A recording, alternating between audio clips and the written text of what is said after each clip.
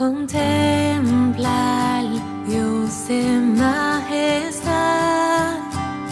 coronado en gloria, Rey de santidad. Contempla aún en tempestad, las olas se postran por su autoridad. Es Rey, si ruge el mar es fiel, en la tormenta exalta. Bueno, pues hola a todos. Vamos a empezar esta escuela dominical, es la tercera sesión del apóstol Juan. Y bueno, vamos a abrir en oración. Bueno, Señor, te damos las gracias en este día, tener el privilegio de poder estar aquí junto a mis hermanos, los unos con los otros, como dice el apóstol. Y bueno, Señor, te queremos a ti poner delante de ti esta escuela para que podamos honrarte como tú solo te mereces, Señor. En el nombre de Cristo, amén. Amén. Bueno, antes de afrontar el último capítulo de Juan, vamos a hacer un pequeño resumen, ¿no?, de lo que fuimos viendo, lo que hemos ido viendo de Juan. Juan era, en su juventud era tosco, era duro, un poquillo intolerante, impetuoso, parecido a su hermano Santiago. Dijimos que no escribía a medias tintas, hablaba en absoluto, o esto es blanco o negro, la verdad, la luz, las tinieblas, ¿vale? Ese dualismo, ¿no? Da un matiz diferente al pecado. Él dice del pecado, no peques, pues el pecado no puede regir tu vida. Si el pecado gobierna tu vida, malo. Hablamos de su clasismo en su juventud y elitismo derivado de no entender las cosas que sucedían a su alrededor y las palabras de Jesús. Pusimos como ejemplo que no entendían la transfiguración, lo grandioso que era, y le entendieron de forma diferente y surgen varios incidentes. Por ejemplo, Raquel lee Lucas 9, 49, 56 para recordar. Vale, Lucas 9 del 49 al 56. Sí. Vale. Nos quedamos ahí en Lucas un poquito. Dice Lucas 9, ¿no? Sí, 9, 49, 56. Dice: entonces respondiendo Juan dijo: Maestro, hemos visto a uno que echaba fuera demonios en tu nombre y se lo prohibimos porque él no sigue con nosotros. Jesús le dijo: no se lo prohibáis, porque el que no es contra nosotros, por nosotros es. Cuando se cumplió el tiempo en el que él había de ser recibido arriba, firmó su rostro para ir a Jerusalén y envió mensajeros delante de él, los cuales fueron y entraron en una aldea de los samaritanos para hacerle preparativos. Mas no le recibieron porque su aspecto era como de ir a Jerusalén. Viendo esto, sus discípulos Jacobo y Juan dijeron: Señor, ¿quieres que mandemos que descienda fuego del cielo como hizo Elías y los consuma? Entonces, volviéndose él, los reprendió diciendo: vosotros no sabéis de qué espíritu sois, porque el Hijo del Hombre no ha venido para perder las almas de los hombres, sino para salvarlas. Y se fueron a otra aldea. Muy bien, gracias. Y se lo prohibimos porque, ¿por qué se lo prohibieron? Porque no sigue con nosotros. O sea que le dicen, no podéis decirle que haga milagros porque no es de nosotros, no es de nuestro grupito. Sí. Vale, y luego abajo dice, ¿quieres que mandemos fuego, no? Hablamos también del equilibrio entre la verdad y el amor, ¿vale? De lo que es la palabra y el amor hacia los demás, ¿no? Y cómo Jesús enseña a sus discípulos a tener un equilibrio entre su verdad y su amor, enseñándole, esto aquí le enseñan el episodio de quién es el mayor. Si quiere leer justo atrás, el Lucas 9, 46, 48, Jesús, por favor. Entonces entraron en discusión sobre quién de ellos sería el mayor. Jesús, Percibiendo los pensamientos de sus corazones, tomó a un niño y lo puso juntos, así, y les dijo: cualquiera que reciba a este niño en mi nombre, a mí me recibe, y cualquiera que me recibe, a mí recibe al que me envió, porque es el que más pequeño entre todos vosotros, ese es el más grande. Efectivamente, dice que entraron en discusión, ¿no? Entonces ponen al niño, que ya sabíais que era lo más significante en la época, ¿no?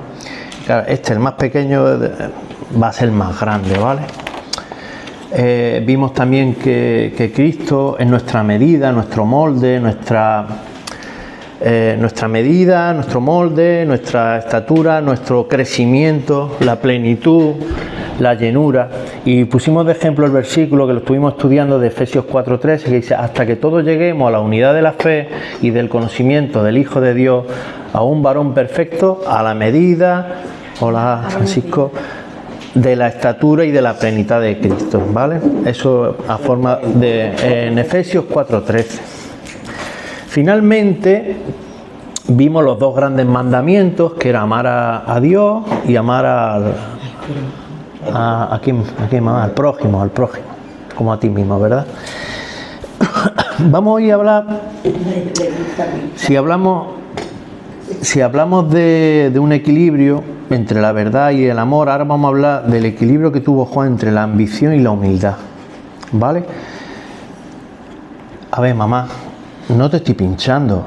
¿Es malo desearle lo mejor para uno, para una misma? ¿Es malo eso? No. Muy bien. No, al contrario. Se puede desear el éxito, tú puedes desear el éxito para ti, pero ¿qué pasa cuando ese éxito no va acompañado de humildad? Ahí tenemos problemas, ¿vale? Esto es ser egoísta, incluso tener delirios de grandeza, como se suele decir con un megalómano. Tenemos al señor Trump, ¿no? Por ejemplo, ¿no? Un poquito megalómano. Sí. Después de este incidente, el que no es contra nosotros, por nosotros ser, en Marcos 9, del 38 al 41, Juan y Santiago. ¿Quién era Santiago? Marcos ha dicho. Mamá, ¿quién era Santiago? El hermano de Juan. Ya lo sé. Ah, vale. Ahora estamos. Se acercaron a Jesús con las solicitudes para sentarse a la diestra y a la siniestra del reino, ¿no? Recordad que justo antes de este episodio, que ahora os diré, en Marcos 10, 31, dice: pero muchos primeros serán postreros y los postreros primeros. Le está diciendo: muchos que ahora se creen primero porque tengan ese lugar preclaro, ilustre, famoso en la vida, serán los últimos. Y muchos que ahora son los últimos serán los primeros. Le está diciendo, en el mundo, el poderoso, el importante o grande será el primero. Pero en el reino de Dios no es así. El humilde es exaltado. Y el que se cree grande puede ser el último. Te lo está diciendo. Todo lo que dice el Señor es enseñanza para nosotros. Exactamente, y además de una realidad. Hermano, el que tenga el orgullo espiritual va a ser humillado. Cálmate. Esto fue lo mismo que le dijo antes de tomar al niño y colocarlo en medio.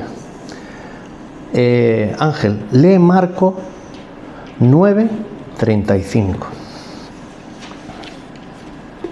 Entonces él se sentó y llamó a los 12 y les dijo: si alguno quiere ser el primero, será el postero de todos y el servidor de todos. Y tomó a un niño y lo puso en medio de ellos, y tomándole en sus brazos les dijo: el que reciba en mi nombre a este niño, el que reciba en mi 35. Pero ¿qué ha dicho? ¿Tú cuál has dicho? 13, 35, 35, ¿no? Pero eso no me... 9, Marco, 35. 9:35. Tú has dicho Marco. Marco 9, 35. Ya está, por eso ya está. Ya está. No, vale. Es que sigo con el 36. ¿Lo repito? Venga, repítelo. Entonces él se sentó y llamó a los 12 y les dijo, si alguno quiere ser el primero, será el postero de todos y el servidor de todos. Sí, he dicho que antes había dicho eso, posiblemente me haya equivocado aquí en la reseña, porque Marcos 10:31, ¿qué dice? ¿Lo tenéis por ahí a mano? Yo tengo 10:31. Pero muchos primeros serán por... Eso lo que yo del capítulo Sí, está 31. bien, Sí, está bien, está bien. Primero, Vale, por eso nos confundimos. y Bueno, el 35 es que a mí no me cuadra. claro, no, era el 9, el 9. Era el 9, sí. Era el 9. Sí.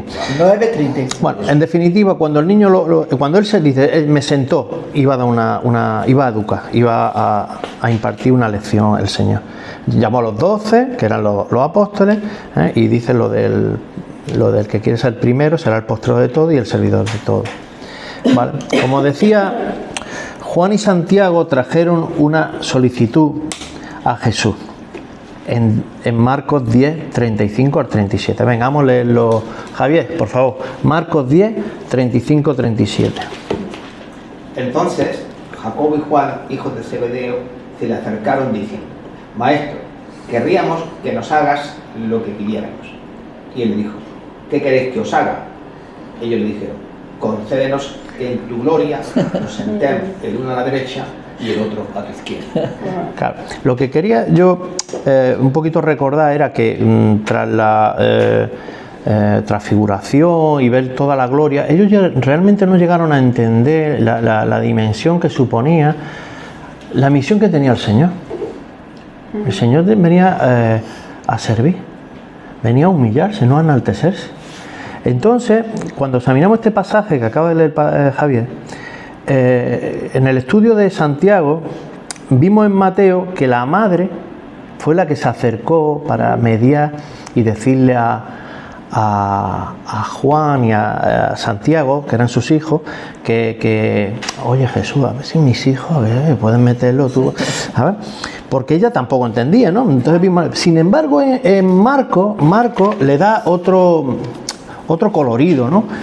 Dice además que esto lo llevaban en secreto, y cosa que molestó al grupo, porque si leemos el 41, lo leo yo, pero podéis verlo, dice: cuando lo oyeron los 10, no los 12, los 10, ellos dos fuera, comenzaron a enojarse contra Jacobo, que es Santiago, y contra Juan. ¿Qué revela esto? ¿Qué creéis vosotros que revela este enojo? Eles queriam também uma posição, não entendiam ou entendiam que sí, ese es un soberbio, ¿cómo va a pedir al Señor? Muchas cosas yo creo que pensaron en ese momento y se enojaron. Una lluvia ahí de cosas, ¿no? Revela, su actitud revela una falta también de humildad. ¿Acaso tiene algo de malo, pregunto yo, decirle a Jesús que le gustaría sentarse en el trono con él? Ah, sí, mira. No, en principio no es malo. Tengo una sutil duda. ¿No podría ser eso de la derecha a la izquierda? Muchos los dejó en jaque. ¿Por qué refiere a la derecha o a la izquierda?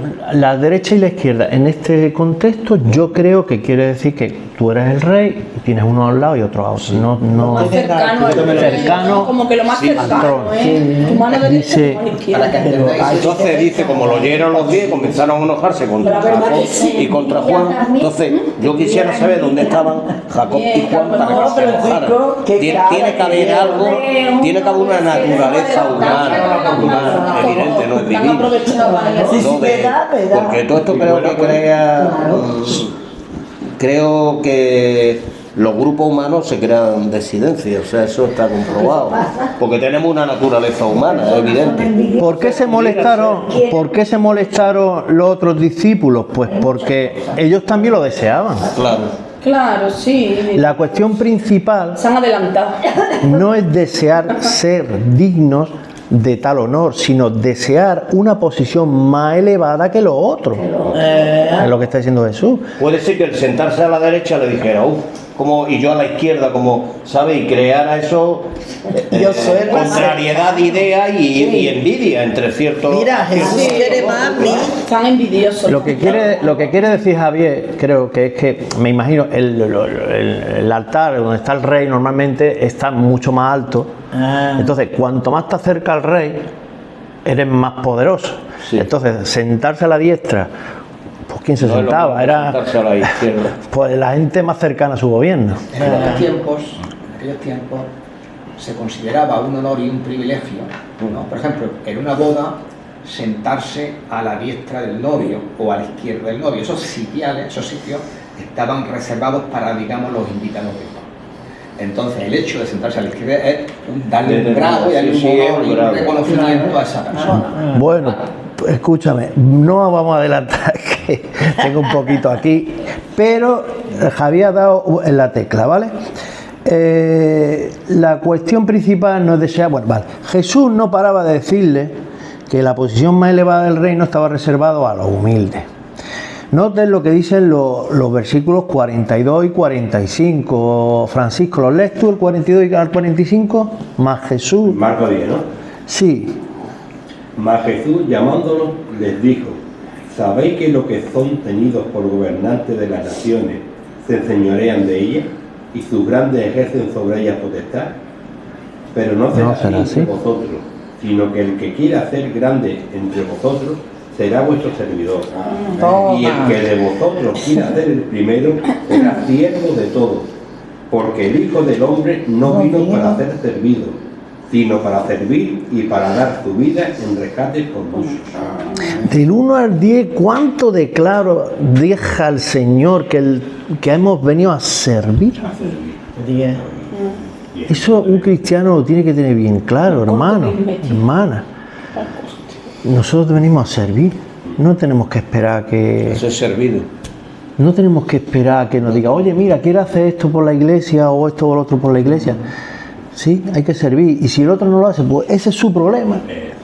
Yo lo hago y ya está, y punto. ¿Por qué? Porque al final te contaminas tú mismo. Porque tú te crees que dices, hay que ver que yo vengo a todos los cultos, vengo a esto, vengo a lo otro, vengo a esto, me dedico a esto, me dedico a lo otro, y este no se necesita. Pues mira, sabrá su momento de madurez, sabrá muchos factores. Pero uno tiene que sentirse bien cuando sabe que lo que está... La IA. Sabiendo que uno sirva al Señor, porque es lo que realmente el Señor quería. Todo aquel o aquella que quiera prosperar en la vida debe primero ser humilde. Jesús fue la humildad perfecta, pues siendo quien era, llevó a cabo su ministerio, su servicio, sin estatus, sin poder, sin dominio. Ahí es donde Jesús coloca al niño en medio. ¿Acordáis que tantas veces hemos hablado y dice, el verdadero creyente debe ser como un niño? ¿Cómo? Como lo más insignificante de la sociedad, en humildad. Aún así, y aquí es donde viene el versículo, Raquel, lee Lucas 18, 14. Lucas 18, 14. Dice, os digo que éste descendió a su casa justificado antes que el otro, porque cualquiera que se enaltece será humillado, y el que se humilla será enaltecido. La parábola del fariseo. Otra vez, y ahora Raquel lee del 8 al 11 del mismo Lucas 14, el 8 al 11, que es la mención que hacía Javier.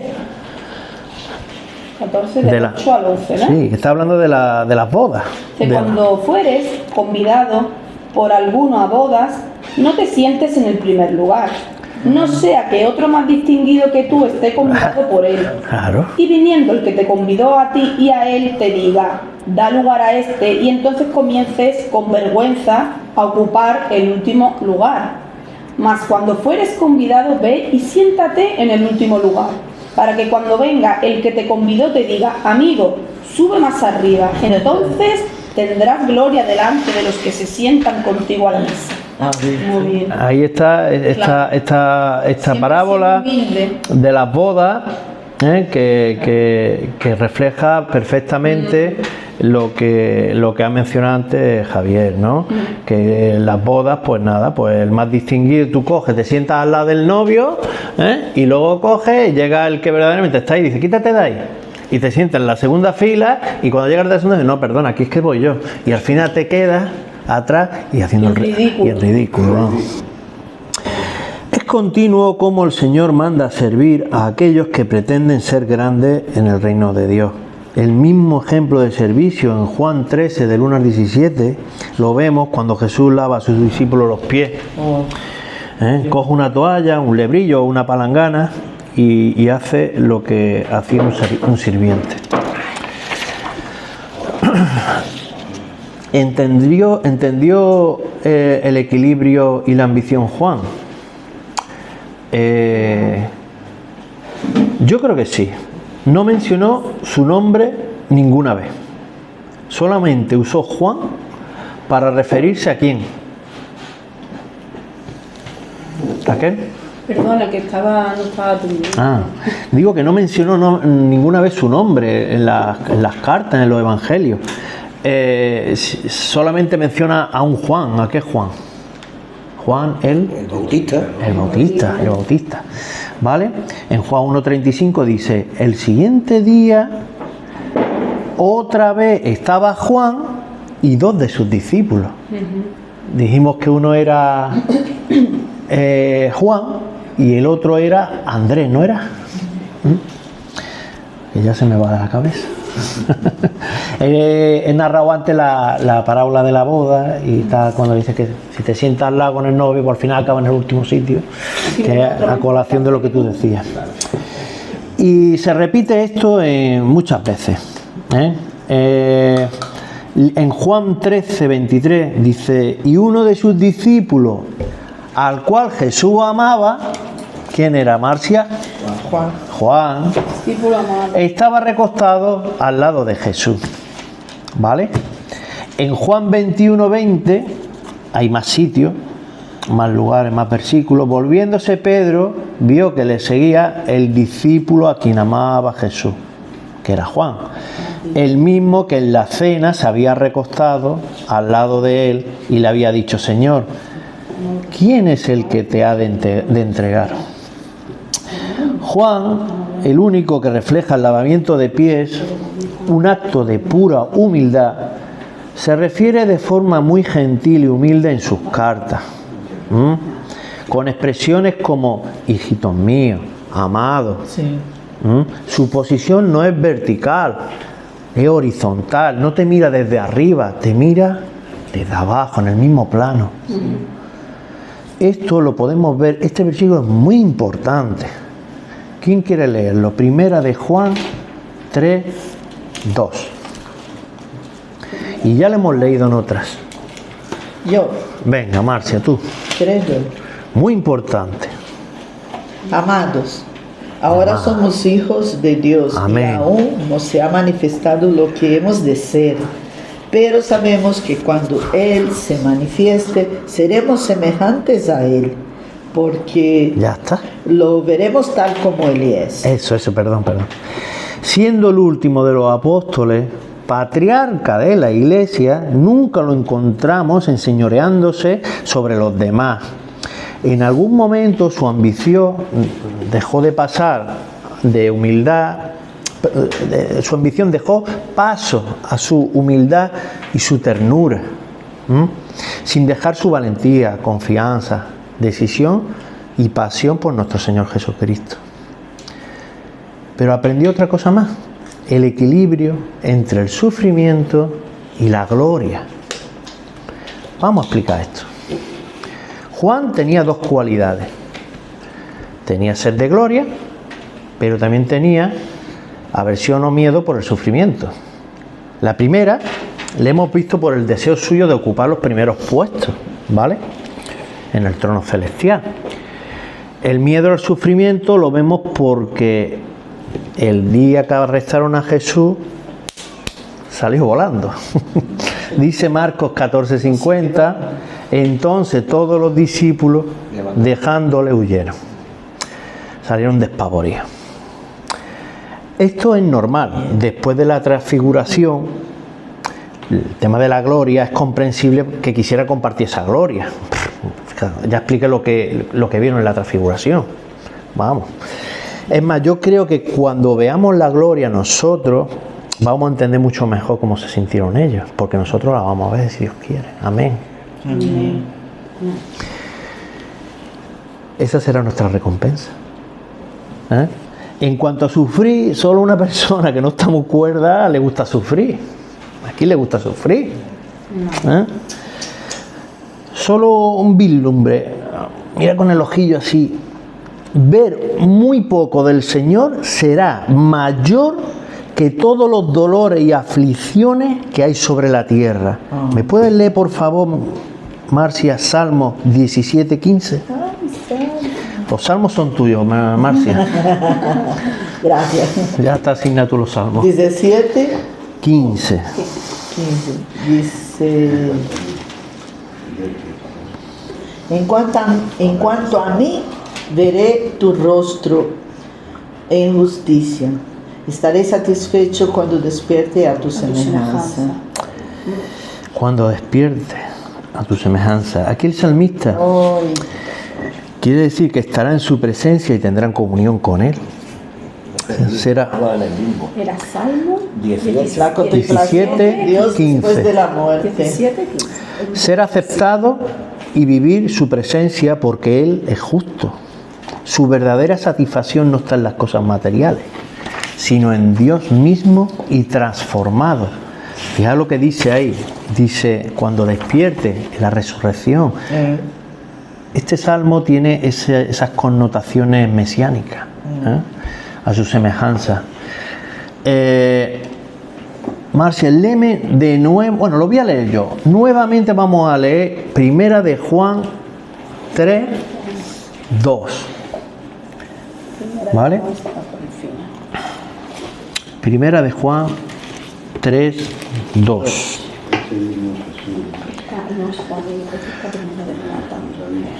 Amados, ¿no? Sí. Ahora somos hijos de Dios. Amén. Aún no se ha manifestado lo que hemos de ser, pero sabemos que cuando Él se manifieste, Cuando Jesús venga. cuando nosotros entremos en la resurrección, porque cuando nosotros resucitemos es cuando Él viene. ¿Vale? Y los que estuvieran vivos se van a transformar. Eso sí, pero los muertos resucitaremos. Sí. ¿Vale? Seremos semejantes a Él, un cuerpo glorificado, porque le veremos tal como es, en su gloria grande y con poder, ¿no? La participación Raquel, la participación en la gloria de Cristo es algo común para cada hijo e hija de Dios. Pero para participar de esa gloria debemos estar dispuestos a compartir estos sufrimientos. Vamos ahora muy despacio, vamos a hacer una pequeña, vamos a interpretar lo que dijo el apóstol Pablo en Filipenses 3:10. Javier, por favor, ¿puedes leer Filipenses 3:10?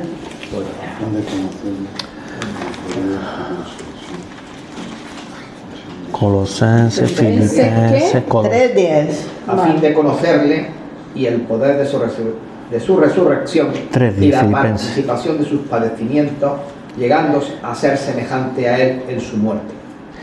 A fin de conocerle. ¿Qué dice el apóstol? Es que no Quiero conocer a Él en mí.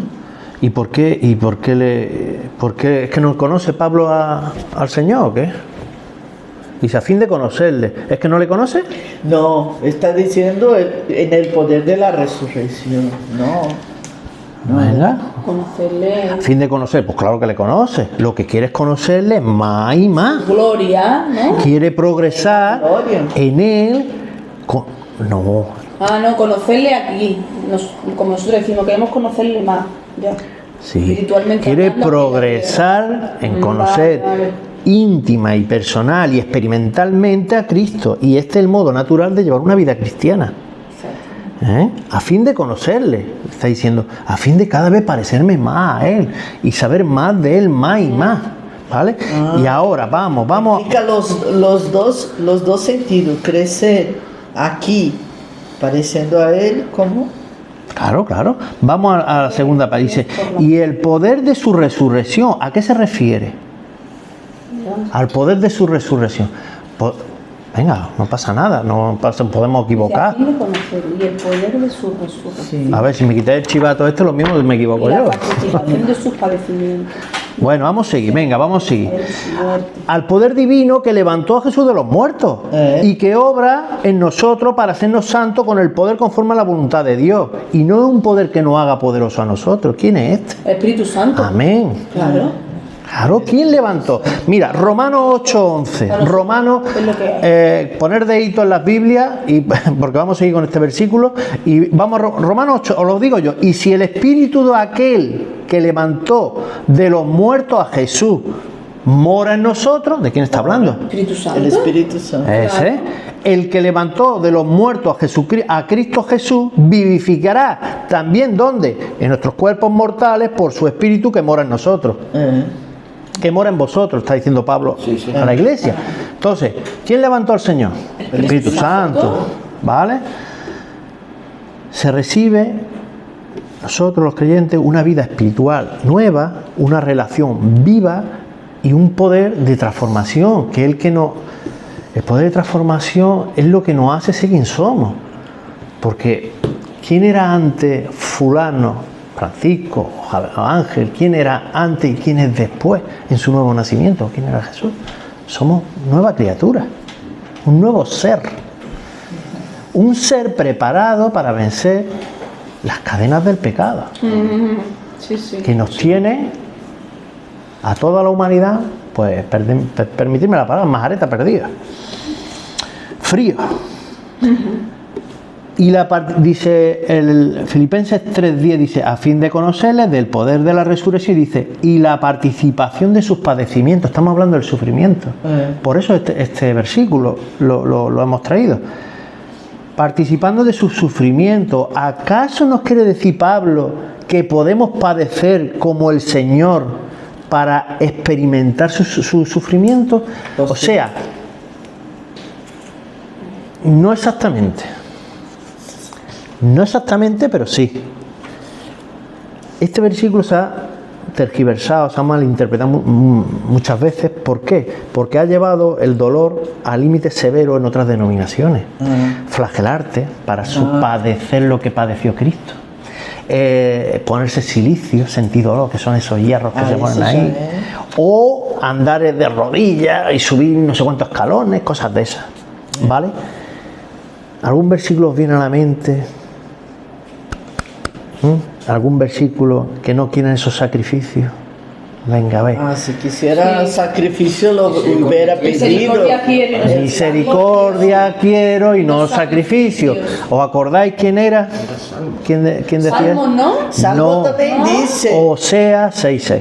Y Salmo también dice, si quisiera sacrificio yo hubiera pedido. También será. Bien, a mí me suena también de los salmos. El sacrificio salvador de Jesús, ¿cómo fue, mamá? ¿Lo hizo bien el Señor?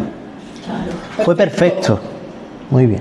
Completo. Es que es perfecto. E irrepetible. No necesita repetirlo. Hebreos 10:14 dice, porque con una sola ofrenda hizo perfectos para siempre a los santificados, que somos nosotros. Es que si por no, tanto, que su sacrificio no ha sido perfecto. Si nosotros quisiéramos sacrificarnos de esa manera, es que no tendría sentido, porque entonces hacemos de menos su sacrificio. Claro, nosotros ya no podemos hacer nada. Por tanto, nadie puede añadir nada a la obra salvífica, salvadora de Cristo. ¿Qué nos quiere decir entonces con participación de sus padecimientos? Pues que durante nuestra vida como cristianos vamos a sufrir por pertenecer a Cristo. Al igual que Cristo sufrió por su misión, nosotros vamos a sentir rechazo por nuestra fe, persecución, burlas y sacrificio por servir a Dios. Yo lo he padecido. Yo también. ¿Y vosotras? Yo también. Desde niña. Yo también. Desde niña, sí. Yo lo he sentido, hermano. Por ser creyente. Sí. Por ser creyente y por no... Yo he recibido todo lo que acabo de decir. Sí, porque te hablo. Rechazo por mi fe, la he sentido. Sí. persecución, me han perseguido, porque tú no sabes lo que hay en la mente de cada uno, si son muy radicales en su forma de pensar y te hacen daño por eso, porque no le caes bien. Yo fui perseguida cuando yo hice el curso de peluquera en España, en Granada. Mira, tenía una creyente, pero que nunca abrió la boca para decir quién era, pero su actitud mostraba. Pero todas las demás, cuando supieron que yo servía al Señor, Fatal. Burla. Se burla. Burla. A mí me dijo un compañero, dice, ¿tú que te vas todos los domingos a comerte una tortilla de patata ahí a Los Pinos? Digo, bueno, tienes 30 minutos para hacer la pausa, ni un minuto más ni un minuto menos. Pero es que no entiendo esa frase que... Pues vacileo. Porque te dijo eso, porque decirte que- Vacileo. Este es de la tortilla de patata. Se hace el gracioso. ¿Ah? Ya ves. En fin. Y por último, llegando a ser semejante a él en su muerte, Pablo se refiere a morir en el pecado, dejar atrás tu antigua vida, vivir una vida nueva.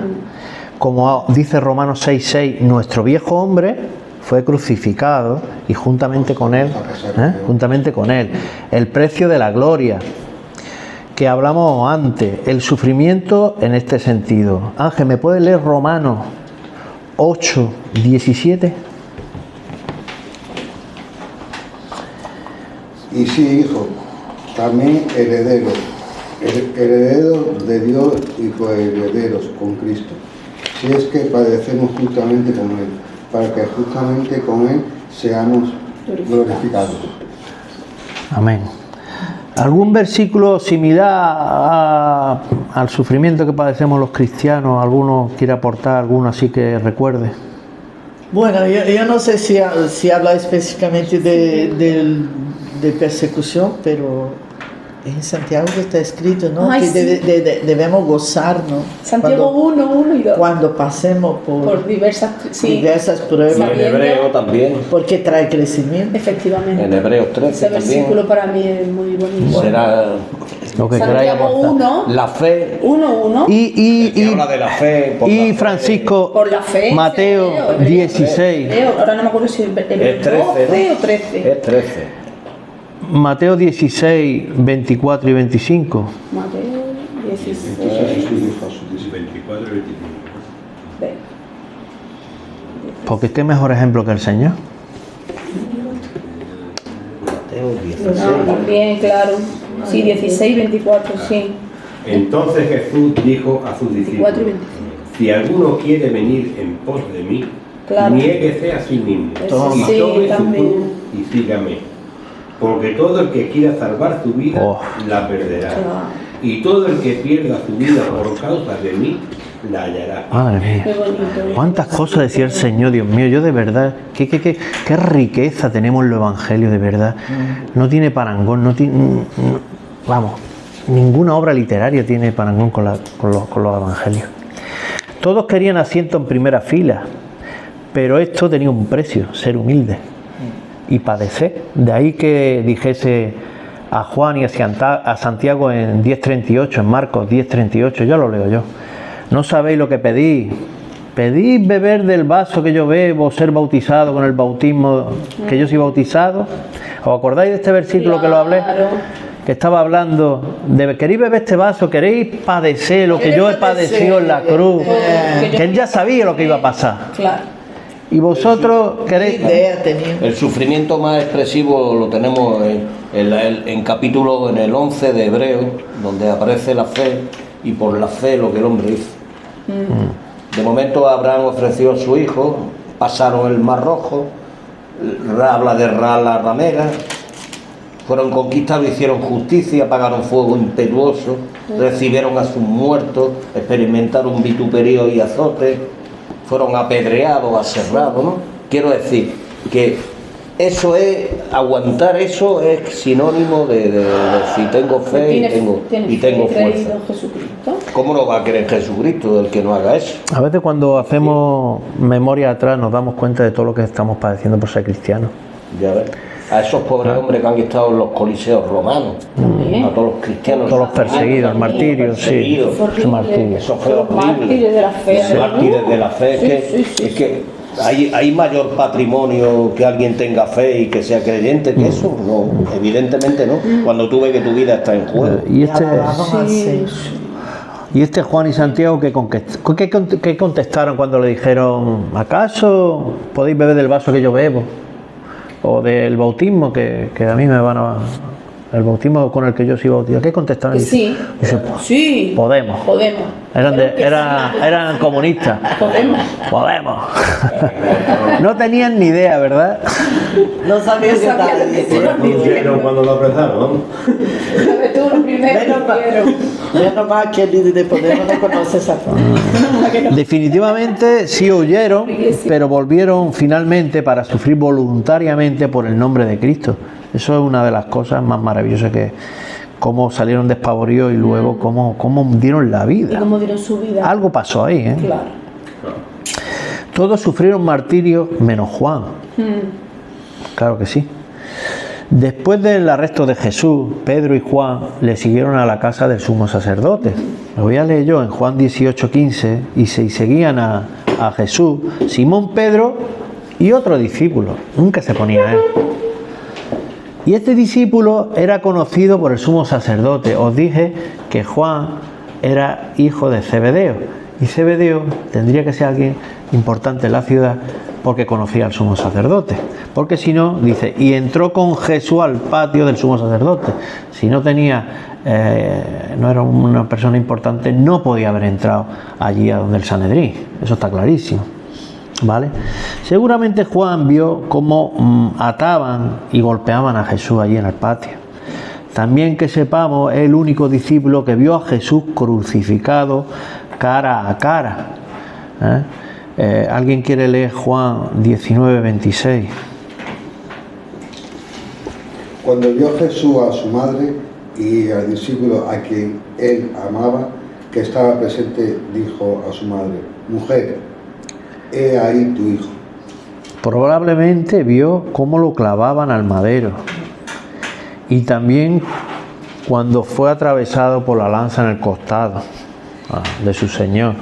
Quizá pensaba en sus palabras de, podéis beber del vaso que yo bebo o ser bautizados con el bautismo que yo soy bautizado. Otro momento especialmente doloroso de Juan fue la muerte de su hermano Santiago, quien murió, como venía en el libro de Hechos, a espada, como mártir de la iglesia. Fue el primer mártir, siendo el primero de los apóstoles en sufrir el martirio, como estaba diciendo. Uno a uno fueron muriendo todos los apóstoles, lo que sin duda debió aumentar su angustia y su dolor, y pensándolo, hasta que finalmente quedó solo. En aquellos años el emperador Domiciano, que era el hermano de Tito fue el que destruyó Jerusalén en el 60 y tanto, y emprendió una fuerte persecución contra los cristianos. Juan fue llevado a una comunidad carcelaria que estaba en la isla de Patmos, en una islita que está en Grecia. Está justo enfrente de Éfeso, más o menos. Y ahí recibió visiones y escribió el Apocalipsis. Era una cueva, según personas que la han visto, en un lugar muy inhóspito, sobre todo para una persona anciana, sin las personas que amaba, tratado como a un preso con crueldad y seguramente durmiendo sobre piedras. Pero él supo soportar ese sufrimiento, porque ¿cuántas referencias habéis visto en sus cartas de este padecimiento? Más bien se refiere como hermano, con amor. Raquel, léeme Apocalipsis 1, versículo 9.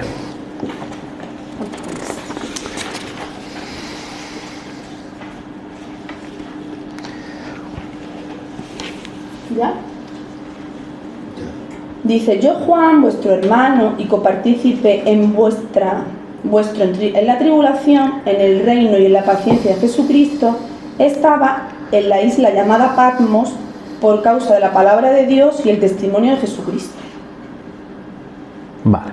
¿Sí, no? Pues ya veis ahí las referencias que he hecho. En la tribulación, dice, copartícipe vuestro en la tribulación. está hablando del martirio y de la persecución que había de la iglesia en el reino, y dice que por causa de la palabra y de dar testimonio de Jesús, en la isla de Patmos, ¿no? Dice. Sí. En la isla de Patmos, ¿vale? Ahí queda reflejado que él estaba allí. Mirando al futuro, pese a la tribulación, ¿eh? Siempre mirando al futuro, al reino, ¿no? Dice ahí el versículo, ¿no?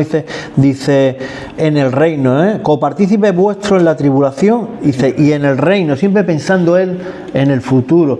Esta es una perspectiva, hermano, equilibrada, hermano y hermana.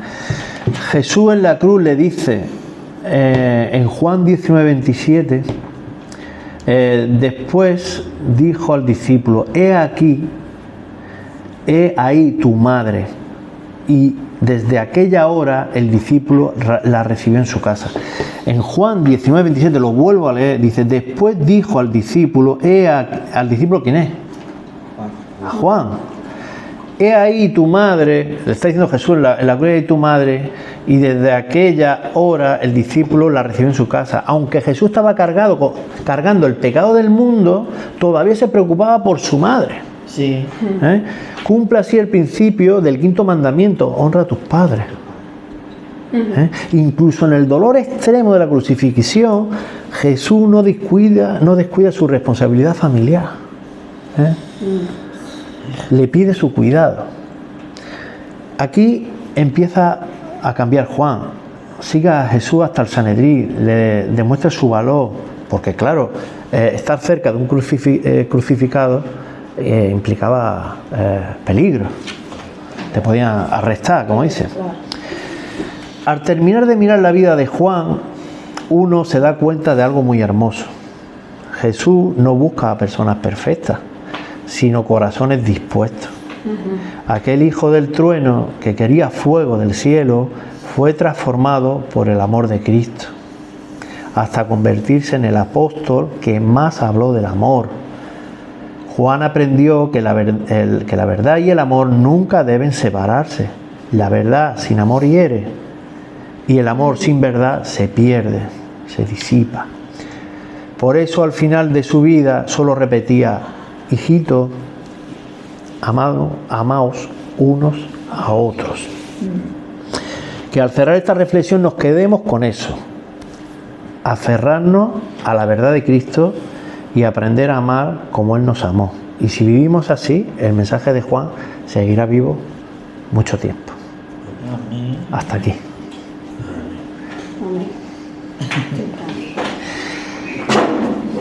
Bueno, yo quería...